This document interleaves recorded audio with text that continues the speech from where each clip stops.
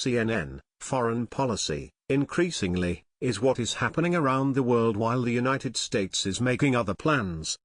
More than 5 months into Donald Trump's presidency, American adversaries and allies alike are adjusting to a new era in which Washington seeks its own idiosyncratic and unpredictable America First path.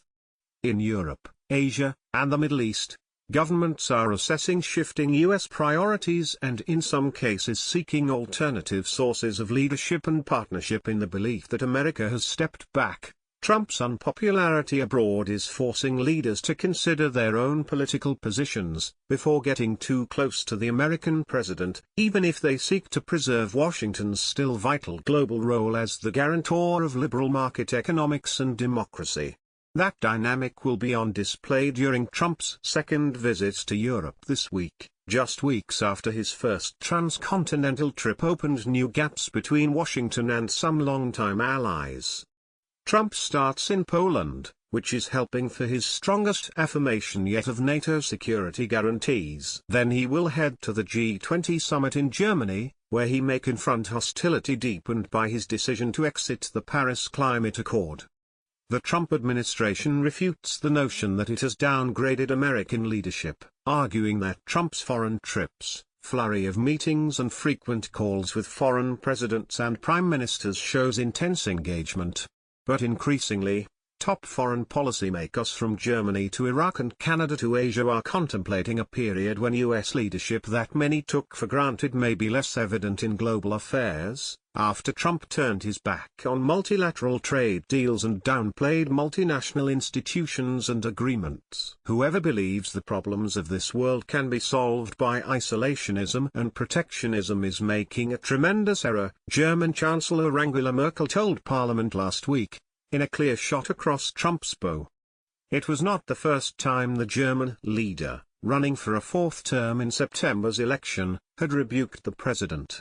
After Trump visited Europe in May, and declined to reaffirm NATO's Article 5 principle of mutual self-defense during a visit to the Western Alliance headquarters, Merkel said U.S. allies needed to rethink their place in the world.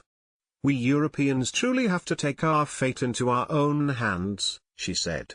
Foreign Minister Chrystia Freeland profoundly thanked the United States for being truly the indispensable nation that had ensured 70 years of peace and prosperity in a speech to Parliament last month. But she acknowledged that halcyon period was ending. The fact that our friend and ally has come to question the very worth of its mantle of global leadership, puts into sharper focus the need for the rest of us to set our own clear and sovereign course. Freeland said, "For Canada that course must be the renewal, indeed the strengthening, of the post-war multilateral order. It is not just America's most traditional allies that sense that America is pulling back from the world, amid a perception that diplomacy has been de-emphasized and the State Department downgraded in a Trump administration more respectful of military leadership." Iraqi Vice President Ayad Alawi told CNN's Christiane Amanpour last week that the United States was absent in maintaining global security and that there was a vacuum in the overall leadership in the world. "The Americans need to get back to their role as an international power, an important international power," Alawi said. Despite an impending victory over ISIS by Iraqi forces in western Mosul, with U.S. support, Alawi argued that Washington lacked clear-cut policies for tackling extremism and a future strategy for the Middle East. Some American competitors see an opening.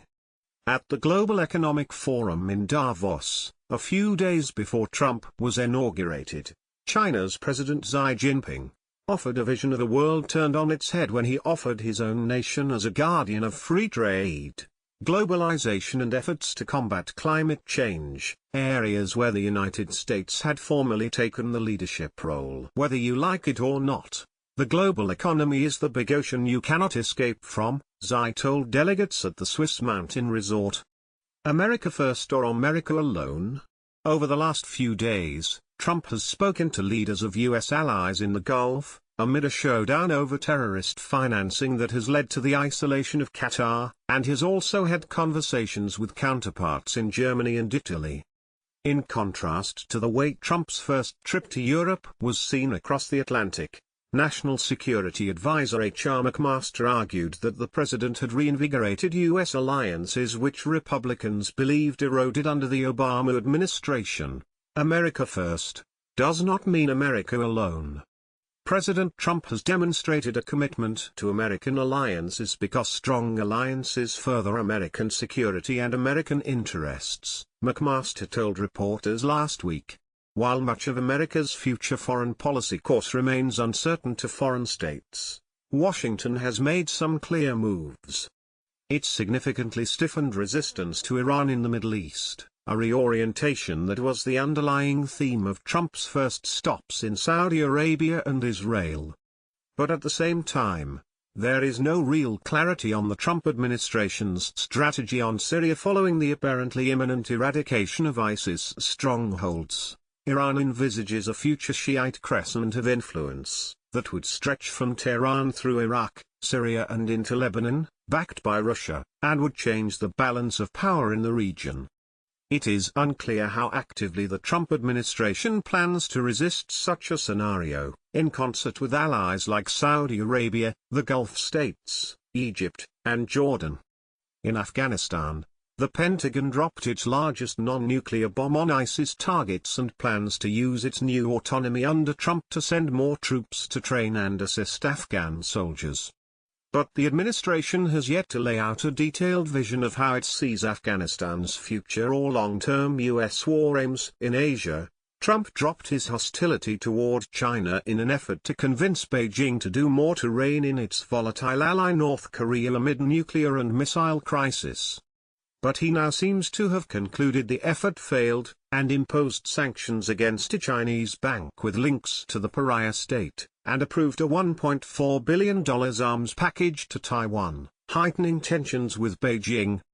But Trump, despite saber-rattling, has yet to explain to Americans any new approaches on how he will thwart Pyongyang's bid to put a nuclear warhead onto a weapon that could reach the U.S. mainland. It's not just uncertainty about American global strategy that is convincing some allied leaders to look past the United States. Trump's unpopularity makes it much more difficult for them politically to support him. The recent Pew Global Attitudes poll showed Trump with rock-bottom approval ratings across the world. Only in Russia and Israel did more people trust him to do the right thing than former President Barack Obama. The former president, meanwhile, has stayed mostly out of the limelight. But Monday, Obama couldn't resist during a Seoul conference organized by South Korea's chosen Ilbo Media Group, saying the Paris Climate Accord won't vanish despite the temporary absence of American leadership.